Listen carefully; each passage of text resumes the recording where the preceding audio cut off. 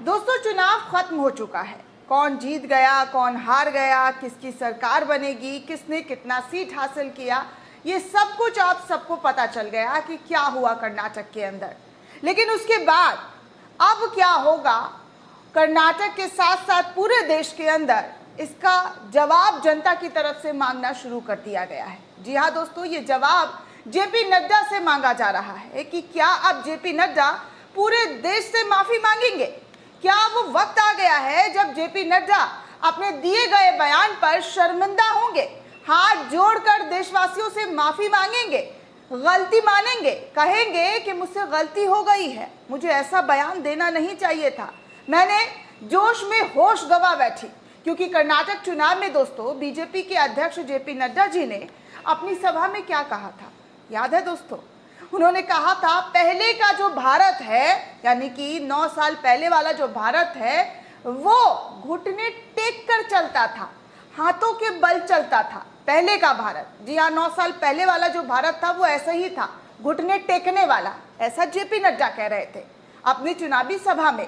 कर्नाटक चुनाव प्रचार के दौरान जब वो अपने एक भाषण में 2014 के पहले के बारे में जानकारी दे रहे थे, तो उन्हें ऐसा लग रहा था दोस्तों कि उनकी राजनीतिक मजबूरी ने उन्हें बौद्धिक विकास को अंधेरे कोने में बैठा दिया है। जैसे उनको ये मजबूरी में कहना पड़ रहा है, और मजबूरी ऐसी कि वो भारत का नाम घसीट कर लेकर आ रहे थे, पूरे देश का। कांग्रेस तक तो ठीक था दोस्तों, विपक्षी दलों तक तो ठीक था, लेकिन पूरे देश को घसीट लिया, पूरे भारत को घसीट लिया। और एक चुनावी वक्ता की तरह वो जोर जोर से जनता के साथ एक देशीय संवाद स्थापित करने की कोशिश करते हुए सवाल करते हैं कि 9 साल पहले कैसा भारत था, भ्रष्टाचार के नाम से जाना जाने वाला भारत था।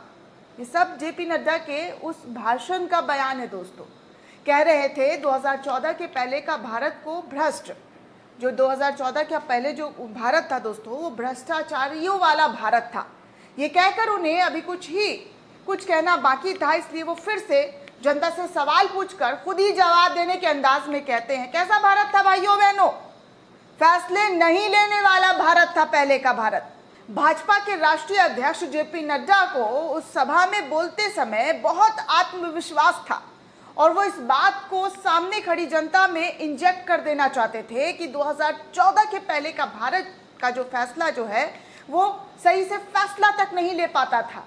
उन्हें शायद इसके बाद रुक जाना चाहिए था, लेकिन सामने बैठी भीड़ के विश्वास और चुनाव में किसी तरह जीत हासिल कर लेने की प्रवृत्ति और सत्ता का उन्माद उन्हें वो कहने पर मजबूर कर गया जिस पर वो स्वयं एक दिन लज्जित हो सकते हैं। 2014 के पहले के भारत के बारे में उन्होंने कहा कि कैसा भारत था, घुटने टेक कर चलने वाला भारत था। और जब आपने मोदी जी को चुना, मोदी जी को प्रधानमंत्री बनाया, तो दुनिया में सिक्का जमाने वाला भारत बन गया है।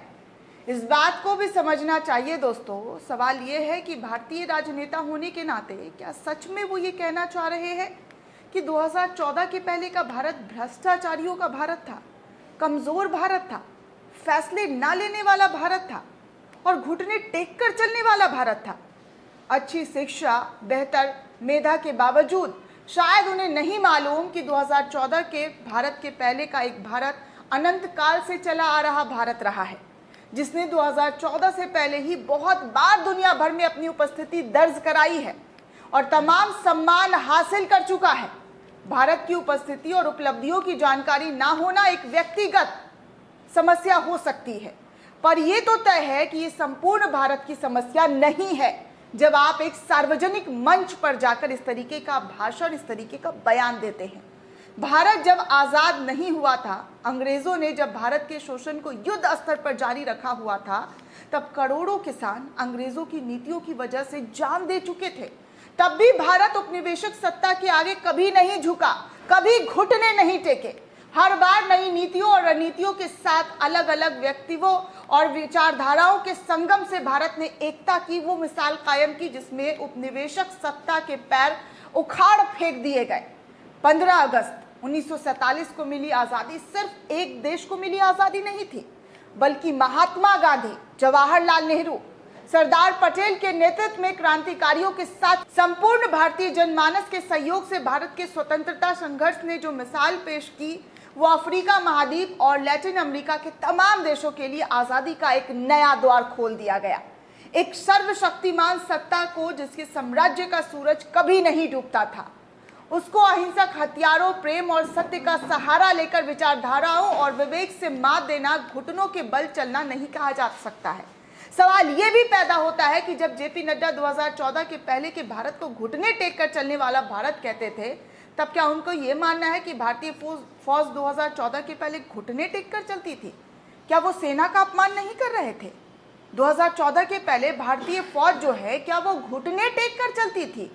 वो फौज जिसने भारत की सीमाओं की रक्षा की, वो फौज जिसने पाकिस्तान जैसे राष्ट्रों की हर साजिश को नाकाम किया, वो फौज जिसे स्थितियां बिगड़ने पर सरकारों द्वारा याद किया जाता है, क्या ऐसी फौज कभी घुटने टेक कर चल सकती है?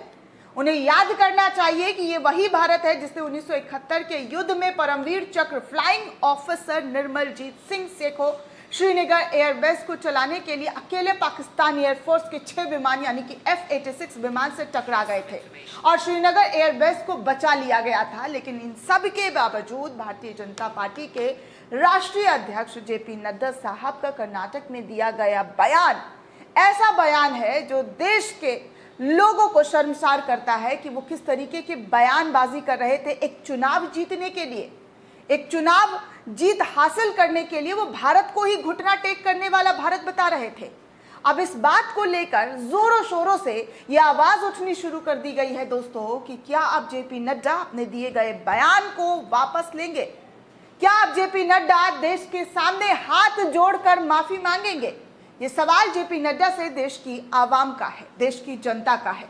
दोस्तों, इस पूरे रिपोर्ट को लेकर आप क्या सोचते हैं? आपकी क्या प्रतिक्रिया हमें कमेंट सेक्शन में जरूर बताइएगा।